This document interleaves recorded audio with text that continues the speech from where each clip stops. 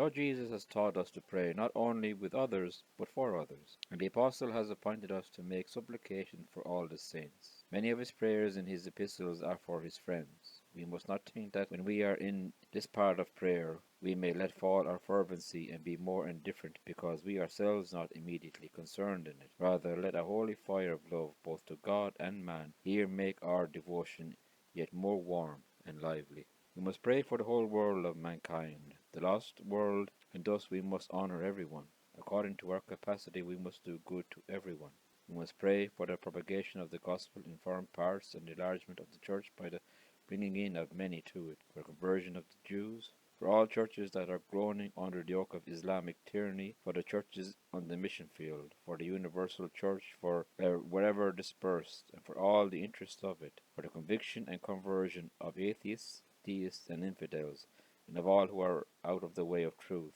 and of the profane scoffers and those who disgrace Christianity by their vicious and immoral lives. We must pray for the amending of everything that is amiss in the church, the reviving of primitive Christianity and the power of godliness, and, to that end, the pouring of the Spirit, for the breaking of the power of all the enemies of the church, and the defeating of all their designs against her, for the relief of the suffering churches and the support, comfort, and deliverance of all who are persecuted for righteousness' sake, for the nations around us and all the countries of the world, for our own land and nation, which we ought in a special manner to seek the welfare of, and in its peace we may have peace. We must be thankful for God for his mercies to our land. We must be humble before God of our national sins and provocations. We must pray earnestly for national mercies, for the favours of God to us and the tokens of his presence among us, as in that which the happiness of our nation is bound upon, for the continuance of the gospel among us and the means of peace and the national professions of Christ's holy religion, for the continuance of our outward peace and tranquillity, our liberty and plenty, for the prosperity of our trade and the blessing upon the fruits of the earth. We must pray for the success of all endeavours for the reformation of manners, the suppression of vice and profaneness, the support of religion and virtue,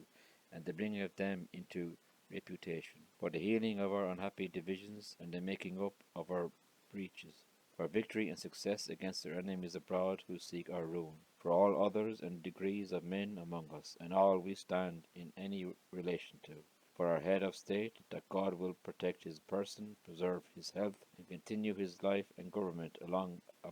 public blessing, for the safe and righteous continuation of our civil government, that the blessing may attend it, that peace and truth may be established in our days and secure a posterity, and that the hopes of our adversaries and all their aiders and abettors may be extinguished, for the advisers, cabinet members, members of Congress or Parliament, the ambassadors and envoys abroad, and all who are employed in the conduct of public affairs.